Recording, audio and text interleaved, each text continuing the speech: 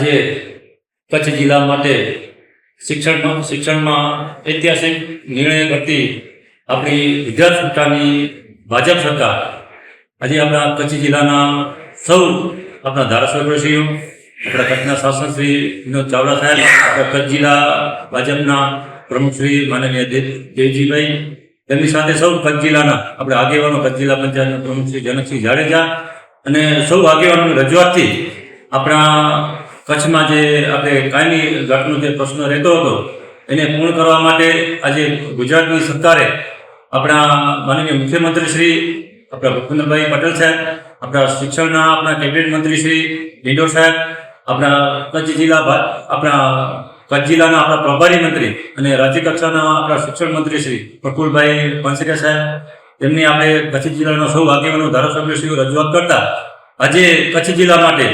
કાયમી શિક્ષકો માટે આપણે 1 થી 5માં આપણે 2600 આપણા શિક્ષકો અને 6 થી 8માં 1500 શિક્ષકો એમ કુલ મળીને 4100 શિક્ષકોની જ્યારે આપણે જાહેરાત કરી છે અને એ શિક્ષકો કાયમી આપણે નિવૃત્ત થાય ત્યાં સુધી આપણે અહીંયા કચ્છ જિલ્લામાં આપણે સેવા આપશે તો ઐતિહાસિક નિર્ણય જ્યારે આપણે આ ભાજપની સરકારે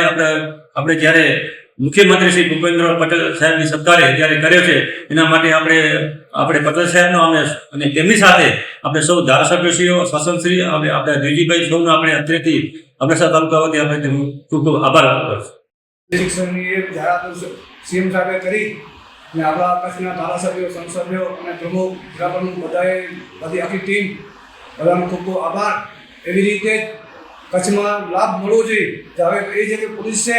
પોલીસ તો કચ્છની હોય, છોકરા હોય કચ્છના ભરતી થાય, પોલીસને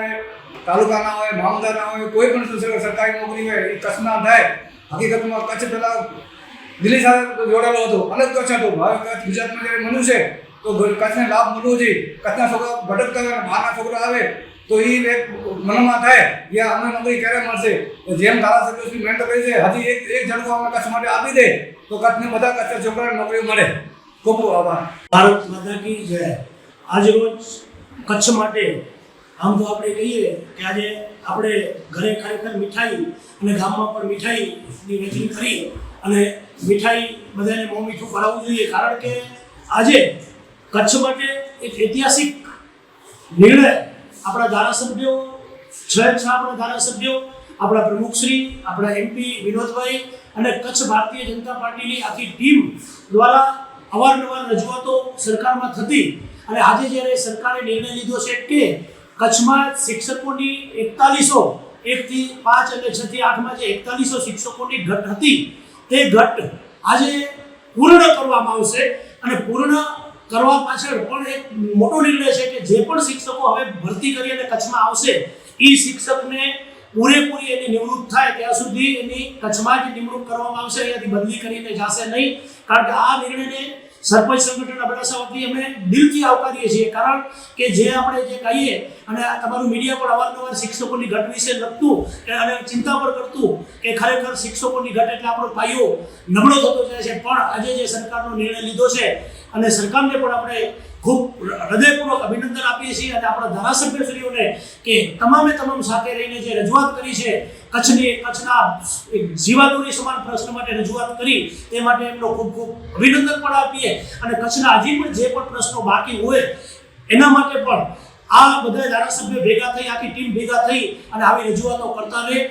તમામ ધારાસભ્યો, સરકારશ્રી, જિલ્લા પંચાયતના સદસ્યો હોય, જિલ્લા પંચાયતના પ્રમુખ, ભારતીય જનતા પાર્ટીની ટીમને અમે સરપંચ સંગઠન અબડાસા વતીથી ખૂબ ખૂબ અભિનંદન અને શુભેચ્છાઓ પાઠવીએ છીએ.